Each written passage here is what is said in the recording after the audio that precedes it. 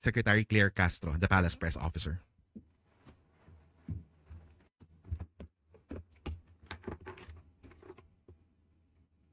Magandang araw, Malacanang Media. Welcome sa ating briefing ngayong araw. Narito po tayo para sa isang mahalagang anunsyo. Kinukumpirma po na binito po ni Pangulong Ferdinand R. Marcos Jr. ang House Bill number 8839 na kilala bilang an act granting Philippine citizenship to Lee Duan Wang. Sa kanyang veto message ay sinabi ng Pangulo, and I quote, "I am unable to blindly ignore the alarming and revealing warnings raised by our relevant national agencies that find the subject grantee's character and influence to be full of ominous and dire consequences, if not of a clear and present danger." End quote.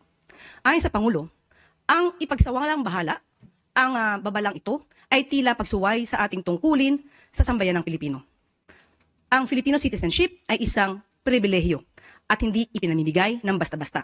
Hindi din ito dapat gawing kasangkapan upang pagbigyan ang pagsulong ng mga kaduda-dudang interes.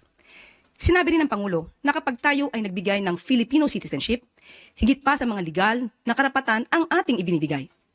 Binubuksan natin ang buong karangalan ng ating kasaysayan, ang ating lahi at ang ating pamana. Kaya dapat ang tatanggap nito ay sumasailalim din sa mga adhikain ng ating bayan. Handa na po tayong sumagot sa inyong mga katanungan. First question, Tuesday New, DZBB.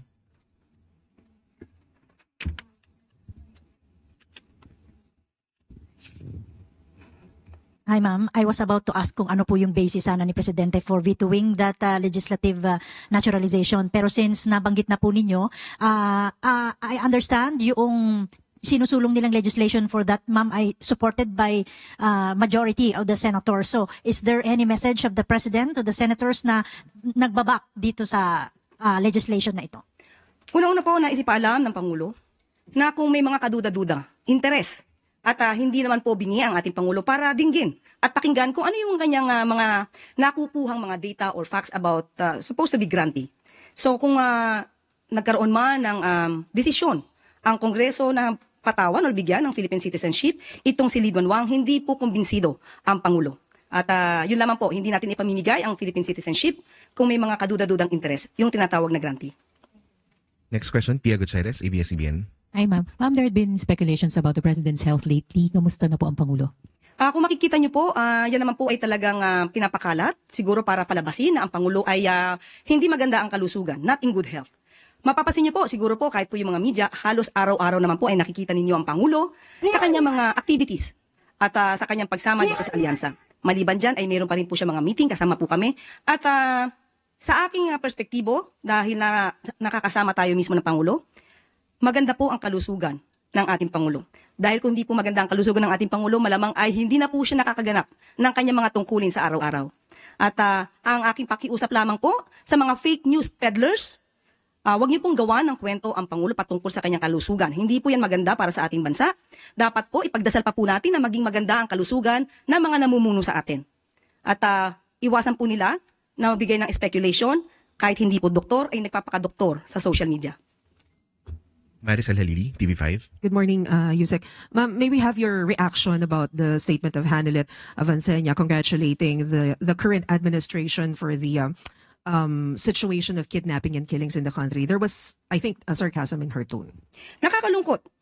Dahil muli, nababanggit na naman natin ang mga kaalyado ni dating Pangulong Duterte. Hindi po ginagawa na katatawanan ang isang ganitong klaseng sitwasyon. Kaya kay Ms. Hanilet Avancenia, huwag niyo pong gawin na issue. Dahil may buhay po ditong nakasalalay, may mga buhay na nawala. Huwag niyong gawing issue ito at gawin niyong katatawanan ang gobyerno. Anyone with dementia, do not drink warm water. Did you know that memory loss is not a condition of the mind? Hindi natin malaman bakit ganoon ang naging attitude ni Ms. Hanilet. Parang ikinatutuwa pa ba niya na may mga ganitong sitwasyon sa bansa?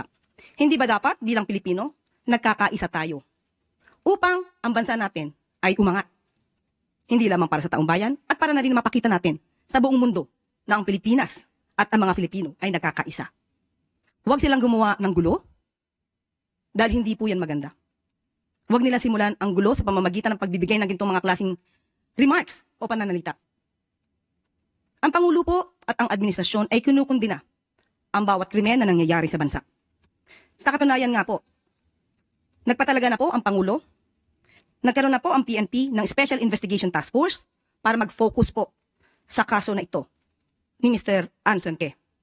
At itong si Police General Elmer Ragay, a former director of the Anti-Kidnapping Group, ay narelieve na po dahil hindi po nasisiyahan sa pagkakataong ito sa kanyang performance. Kaya po ang itinalaga ay si Police Colonel David Poklay na dati pong Criminal Investigation and Detection Group. Kasama po siya dyan dati. So, makakaasa po ang taong bayan at ang buong sambayanan na hindi po tutulugan ng gobyerno ang mga ganitong klaseng sitwasyon. Pananatilihin po natin na magkakaroon ng hustisya. Bibigyan natin ng hustisya ang dapat nabigyan ng hustisya at hindi po natin hahayaan na mangyaring muli ang naganap sa mga naging biktima ng EJK. Kaya muli pinapanawagan po natin kay Ms. Hanilet Abençania. Huwag na po sana mamutawi sa inyong bibig ang mga ganitong klaseng pananalita. Dahil hindi po rin natin gugustuhin i-congratulate ang dating Pangulong Duterte sa mga nagawa pong EJK. Dahil po buhay po ang pinag-uusapan dito. At dito na po, nagtatapos ang ating briefing sa araw nito. Maraming